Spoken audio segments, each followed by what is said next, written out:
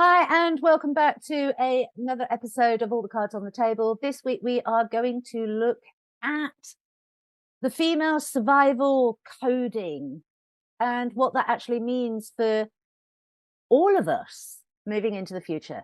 So without further ado, let's get into it.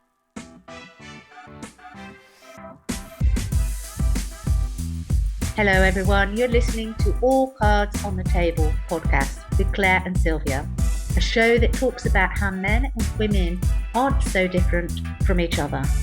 We just don't speak the same language. We will dissect every topic and put an end to miscommunication. So, get ready to get uncomfortable.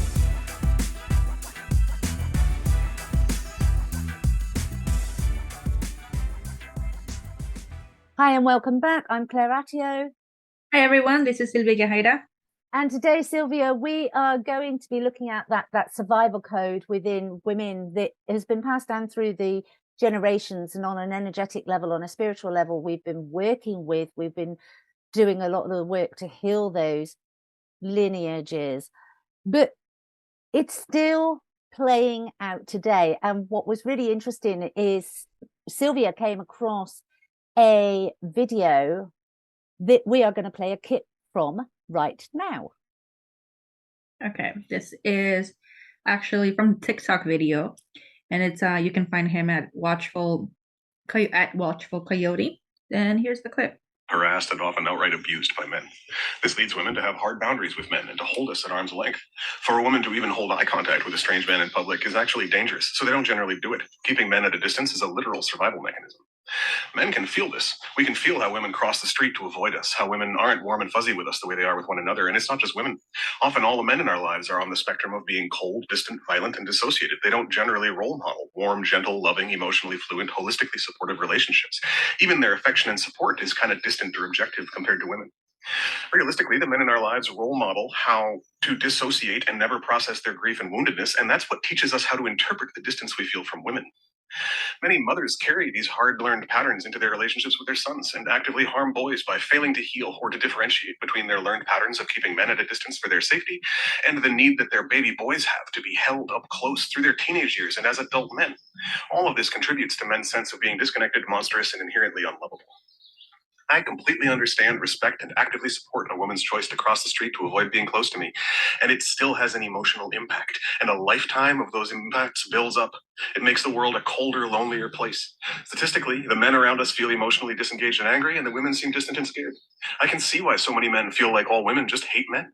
I can see how easy it is for men to fall into these red pill traps and really internalize this belief that they're predators, trying to catch or get women, because that's how we're treated our whole lives. It's easier to just put that persona on, claim that as an identity, and say, okay, sure, this is what a man is then. I'm going to be a pickup artist and never do my laundry and try and take advantage of women in every way I can while feeling victimized.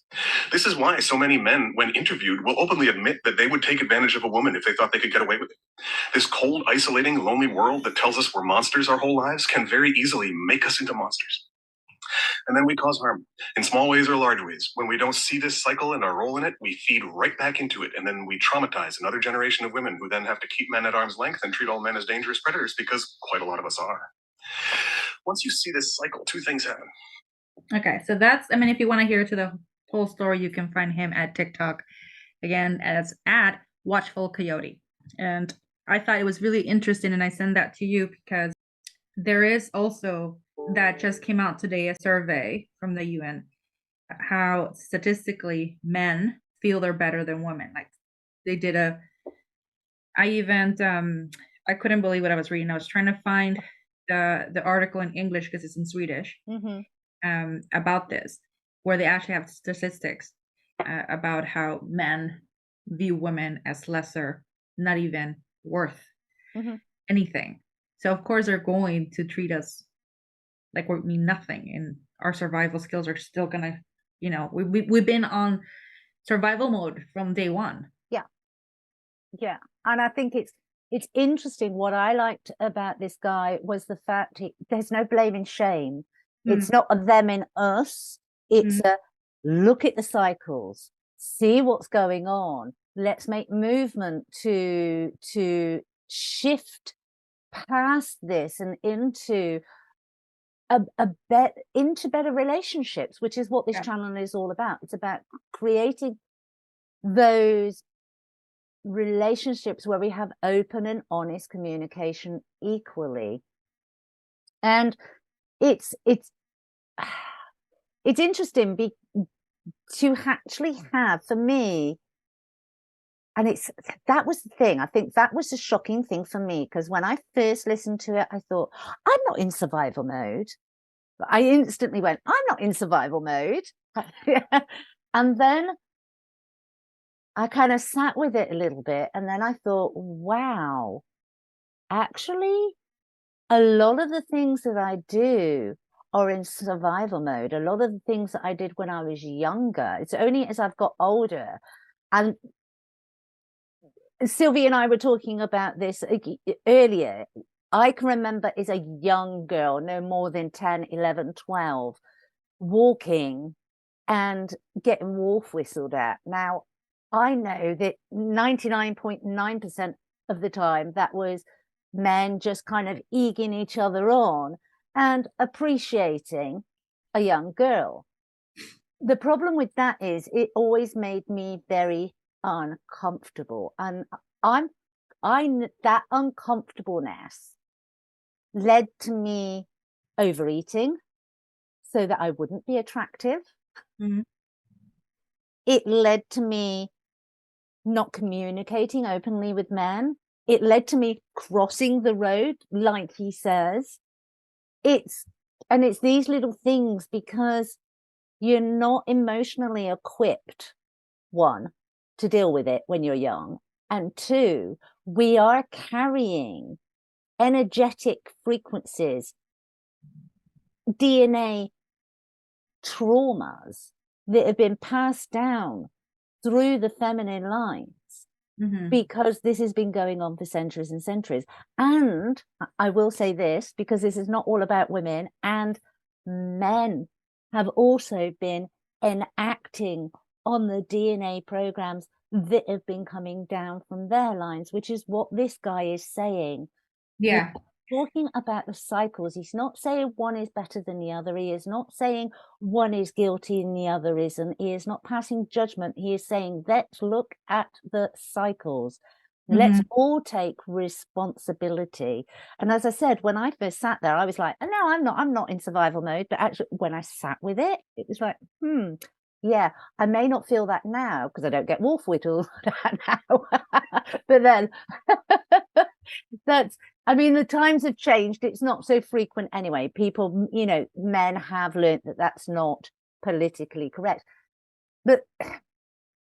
And even that phrase annoys me, politically correct, because this should have nothing to do with politics. And I think a lot of our structures of society are being manipulated by politics, and it shouldn't be. How we interact with each other as human beings should have nothing to do with politics. No, but I think politically correct is referring to the right word so you wouldn't offend someone else, That is how it's meant. But if you take that deeper, it's the policies and the protocols and the nudges and the manipulations that are going on behind the scene. Yeah, but I think it was originally meant so that when politicians would address people, they wouldn't say hurtful words, or leave it, so that they could be more inclusive. So it's more like a jargon to say the right things. So it's more, that's what I take from politically correct. So I don't think it's that it's that men are doing that because of that, but that's a whole different story. We're gonna get into politics, and I'm like, oh my god, that's a whole section. But but I think we do need to be aware. There's a lot going on behind the scenes to keep us separated. Yeah, I think, of course.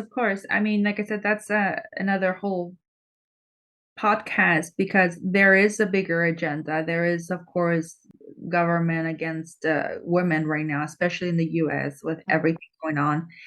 And I live in Sweden, and I happened not to experience any of that. And like I said, when we're talking about how men act in Sweden, it's nothing like in the US or in Mexico or Spain or other parts of the world where I've lived, where even in Japan, where, women are mishandled all the time because they have such a high patriarchy.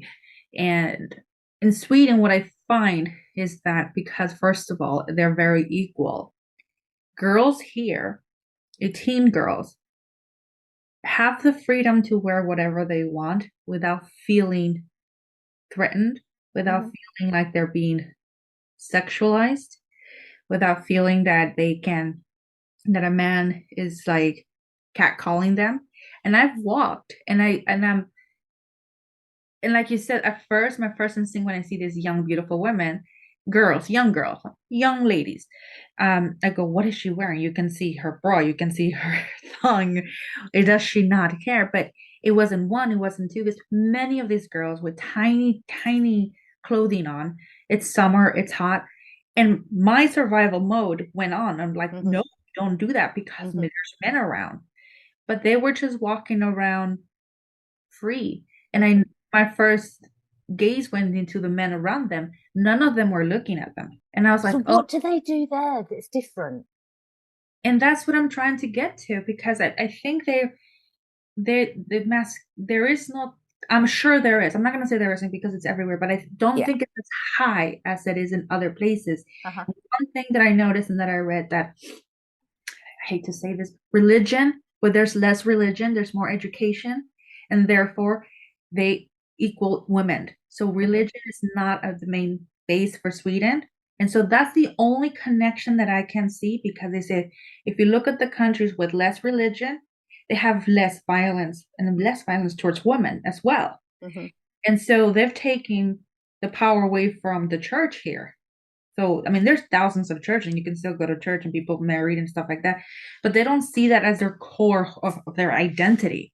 Right. And they're not being told women are this and men are this. They're both looked at equal. So those indoctrinations were kind of nipped in the bud generations previously, and so now it's not existent within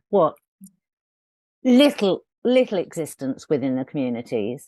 Where I do see a little bit of more of that type, it's when I end up going to areas of Sweden where there's more predominantly like immigrants, so I do see that still being brought into Sweden, not among the Nordic people.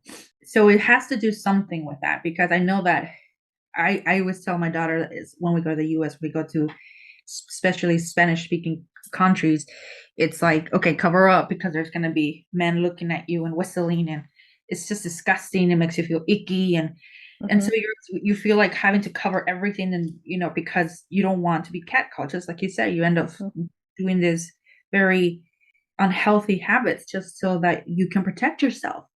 Well, it's so damaging. I mean, my niece, I mean, she's always had an hourglass figure with long blonde hair, and she's absolutely stunning, but she hates being the center of attention. She hates anybody looking at her. She hates having a photograph taken. She hates any kind of attention like that. And I'm not even sure she's aware that is actually her survival mode that came into play, but it's had a real knock-on effect on her confidence. And I think this is what happens with a lot of women, is it knocks their confidence. And it makes you wonder, is that what it was initially for? Because we've said in many other podcasts, certainly over on our spiritual channel, the divine feminine is very, very powerful. And there's no better way of watering down that power than actually kicking the confidence out from under somebody. Well, of course. And I think, think about it like this. If you have a beautiful woman, and there are so many beautiful women, and you keep asking, how do they get treated like that by these men? They're beautiful, they're talented, they're intelligent, they're powerful, and yet there is one man that will destroy her. And the only way when they see someone could be this vibrant, energy of human being and she's a female, all men will attack. They can't fathom the idea that a female who they've been told for thousands of years that they are less than anything is now more powerful than them. They can't have that. So of course they're going to attack a female. That's their survival mode because they're told. Now they're questioning everything they've learned. And like he said, it's a cycle, it's kind of like he when he said, I understand that, and yet I still feel emotional when someone crosses the street because he understands why she's doing it. Yeah, but it hurts. But it hurts. It hurts. Yeah. Yes. Yeah. And I can see that, and if having a son, and I've done everything that I could to make sure that he's respectful towards women, that he sees women as equal. If anything, I said, women are capable. Without women, there wouldn't be life, So you need to respect all women. The fact that other women would see when he's older as a predator, it does hurt. And so to me as a mother, I need to figure out how to prepare him for that, but also prepare my daughter. But this is where it gets really tricky because I'm preparing my kids, but nobody else is. And therefore she thinks that all the male, because she's growing up in Sweden and she thinks that it's safe, men are safe here. If she goes off to another place, then they get, a shock of their lives and realize that, that they are predators, some of them, most of them. And like you said, if they have the chance, the fact that man said, if I have the chance to prey on a woman because I can, I will. And that is a scary thing to hear. Yeah. That is really scary. Because, like I said, this article that I saw this morning, which almost made me want to gag, it said that 29%, and this is a statistic in a survey done for the whole world, not just Sweden, whole world. And that 29%, and I want to think about how many men are in this world, right? Think about that. The population, the entire world population, 29% of those men believe that they should be able to hit a woman and beat a woman, especially if they're married. Wow. Yeah, that was wow. We've still got a long way. I think it's just proof that there is a long way still to go. What I find heartening, though, is the fact that we have men now speaking up and speaking out and standing in their power and being the divine masculine that they were born to be, and actually taking that stance and saying and talking openly about these equalities that they're observing while still acknowledging the effect that it's having on them. Yeah.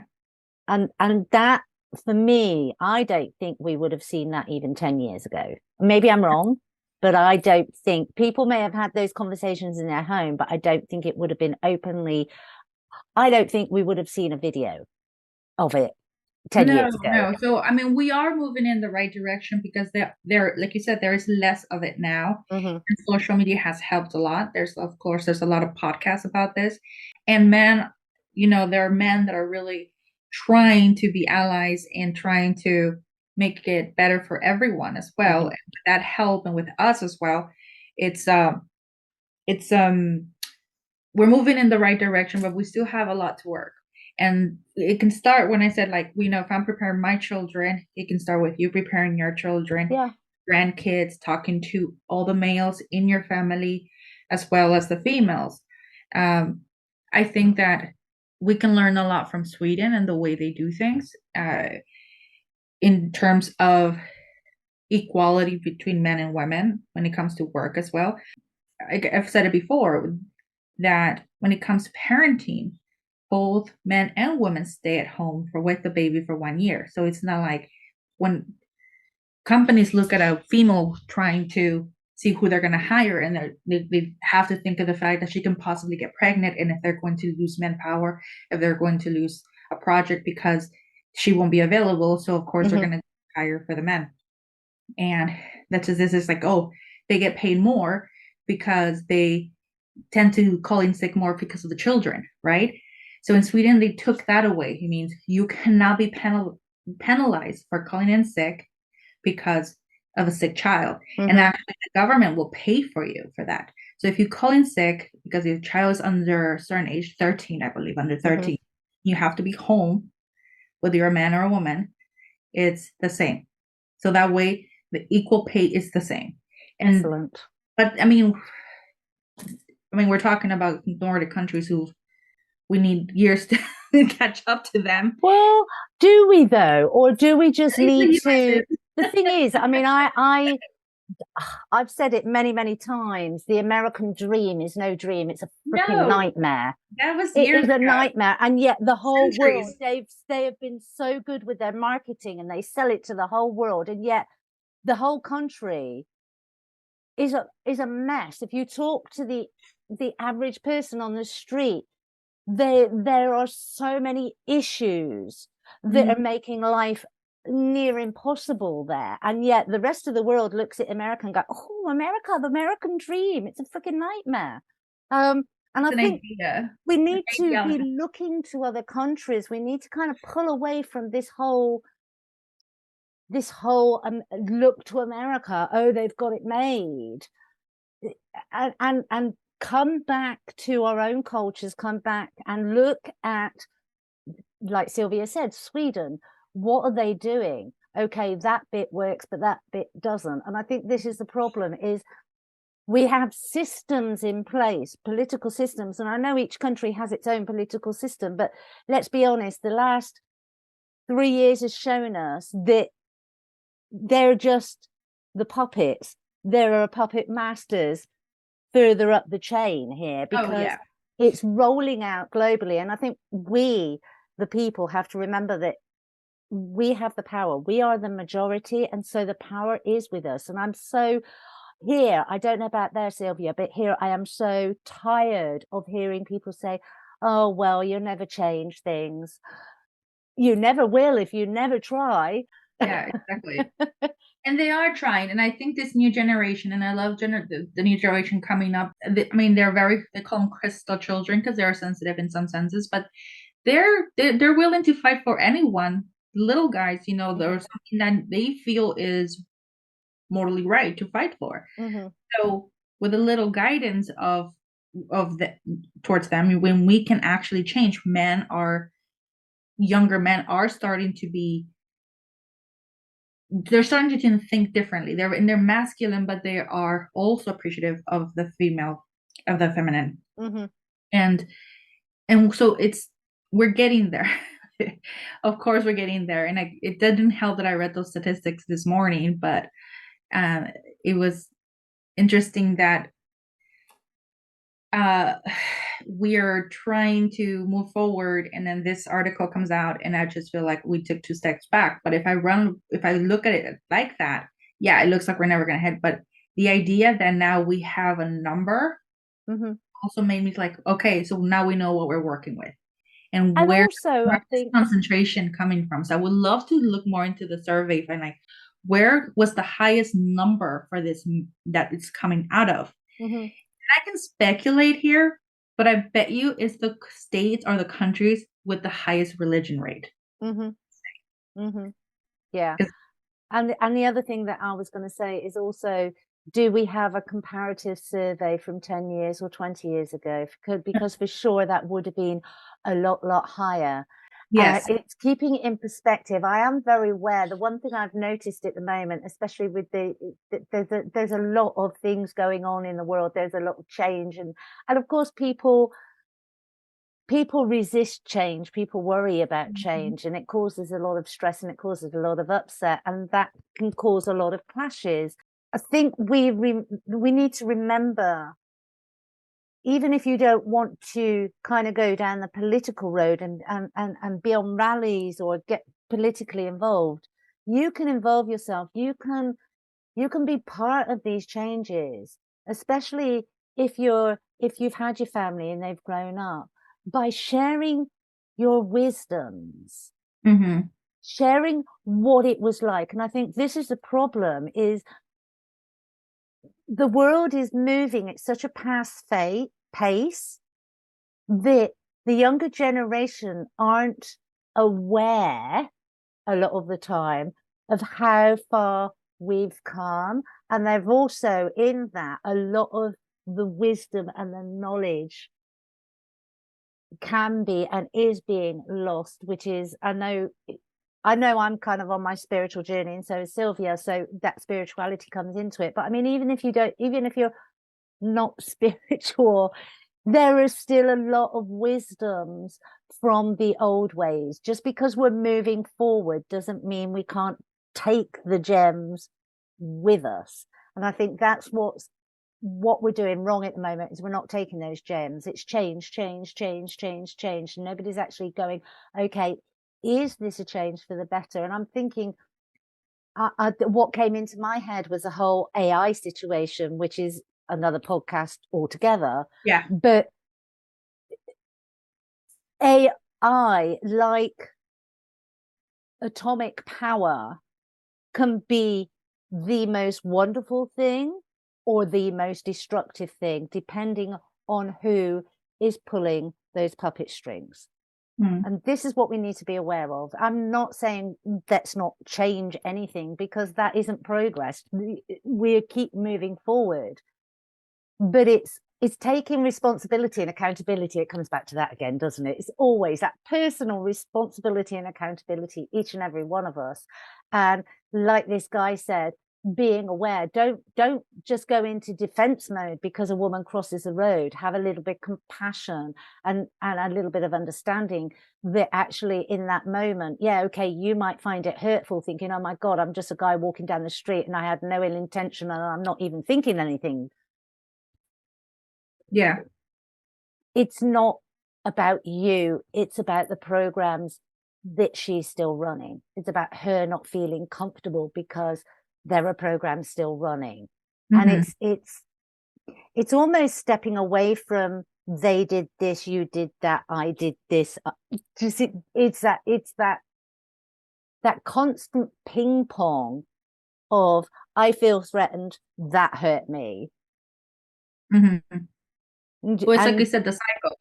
Yeah, it is the cycle. Yeah. And with that, I also want to say, because this just brought up, like, I know that some men will not understand that a woman has to cross the street because she doesn't feel safe. You also understand that you don't know what that woman has been through. You don't know if they have in the previous maybe had an experience, and it's not about you. This is about her, and putting her safety first before making you feel bad. Like, she has finally put boundaries for herself and protection for herself, because there are women, and I used to be one of them, that so that I wouldn't make the men feel bad, I will still go and continue with, but I was feeling like completely terrorized inside and threatened. And I continued just so that I wouldn't make the other person feel bad.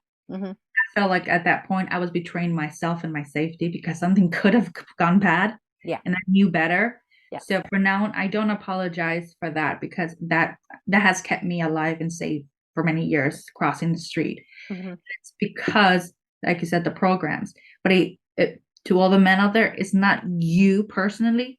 It is a system, and it's decades of learning this behavior. So we need to, if you don't want to feel bad, which I understand you do, is help make the change, that we can be on the same street together and not having to cross paths.